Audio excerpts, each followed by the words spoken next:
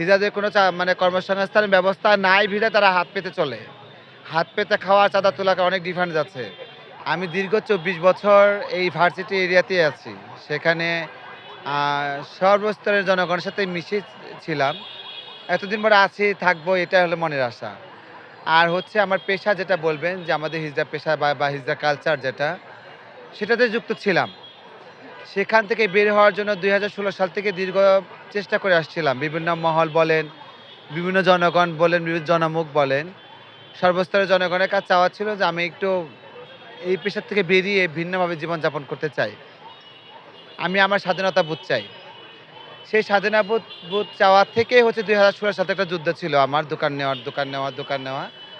সেটা ২০২৪ শেষে পেলাম। আর আপনি যদি বলতে চান যে আমি কেন এই পেশা করছি?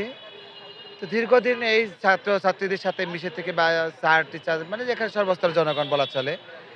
বাংলাদেশের মধ্যে সর্বস্তর জনমুখ জায়গা হচ্ছে এটা এবং সর্ববৃহৎ এবং সর্বশ্রেষ্ঠ শিক্ষাবিদ জায়গা হচ্ছে এটা।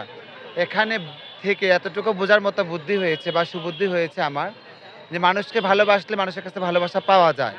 সে থেকে আমার চাওয়া যে আমি ভিন্নভাবে চলবো। আমার এখানে প্রায় ১০ আইটেমের চা পাওয়া যায়। মাল্টা চা, মালটোবা চা, হরলিক্স চা, কফি চা, তেঁতুল চা, গুড়ের চা, চিনির চা, আ মসলা চা পাওয়া যায়, আদা চা পাওয়া যায়, লেবু চা পাওয়া যায়। হিজড়ারা চাঁদা তুলে খায় না ভাই। হিজড়াদের কোনো মানে কর্মসংস্থানের ব্যবস্থা নাই বিধায় তারা হাত পেতে চলে। হাত পেতে খাওয়া, চাঁদা তোলাকে অনেক ডিফারেন্স আছে। আপনাকে এসে বললাম ভাই ৳১,০০০ দিতে হবে, সেটা আপনি চাঁদা বলতে পারেন। ৳১০ চাওয়াটা চাঁদা হয় না। ৳১০ কেউ চাঁদা নেয়? কথা হচ্ছে হলো রাষ্ট্রের দায়ভার অবশ্যই আছে। রাষ্ট্র আমাকে স্বীকৃতি দিয়েছে। রাষ্ট্র যদি কর্মসংস্থানের ব্যবস্থা করে দেয় হয়তোবা কেউ হাত পেতে খাবে না। যাদের বয়স হয়েছে তারা হাত পেতে খাবে বা আমাদের যে পেশাটা আছে সেটা করে খাবে। এটা আজকের পেশা না, ৫০০ বছর আগের পেশা। দেশ সৃষ্টি হয়েছে পর থেকে এটা পেশা শুরু হয়েছে। তো তাই যদি হয়ে থাকে এটা ভিক্ষাবৃত্তির জীবন বলা চলে না। এটা আমাদের পেশা।